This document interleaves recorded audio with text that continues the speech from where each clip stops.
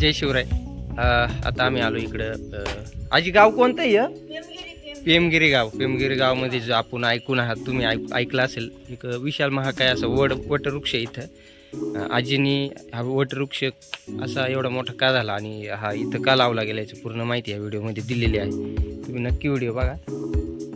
साधारण 3.5-4 एकरच्या परिसरामध्ये हा वटवृक्ष वाढलेला आहे. मोठा डोंगरात तो दगड तो पैलवान उठला पेमगिरी गावातून दूध प्याला. तेव्हा त्या बकऱ्या सोडल्या या चारीत त्या दगडापर्यंत गेला. कोणत्या बकऱ्या आजी?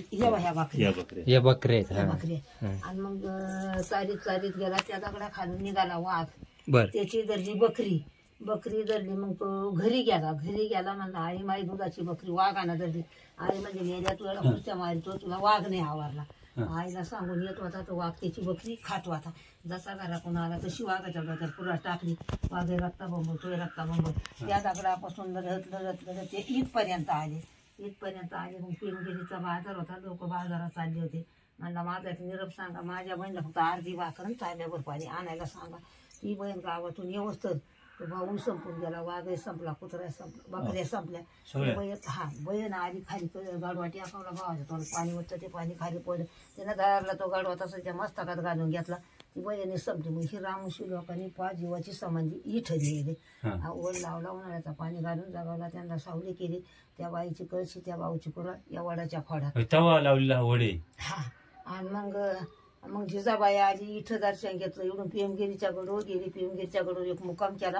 दुसऱ्या मुक्कामाला ती शिवनेरीला निघून गेली. शिवाजी महाराजचा जन्म शिवनेरीला झाला. एक रातभर राहिली असती तर पेमगिरीच्या गडवर शिवाजी महाराजचा जन्म रात्रीचा फरक. याचा कोणी नाद करते नाही. इथं नारळ पुढे त्या तेवढे वामा जाळीते. कचरा लाकडं लुकडं पुला टाकून देते. वरच्या वर लाईते.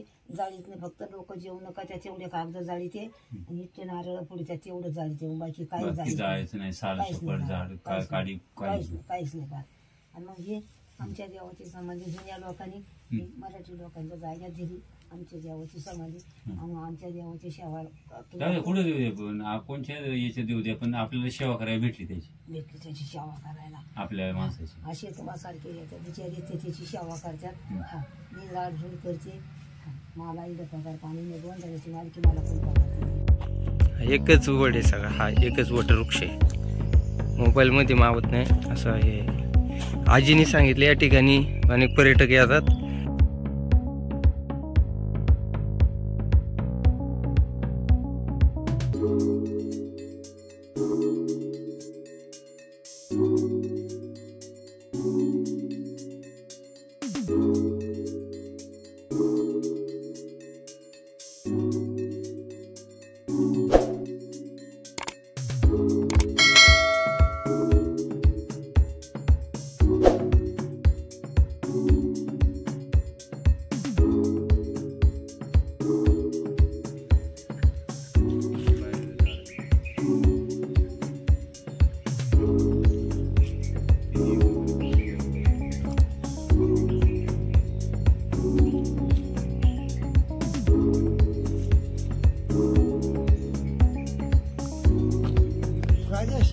भविष्यात सुद्धा ह्या ज्या आहेत पारंब्या या सुद्धा वाढणार आहे.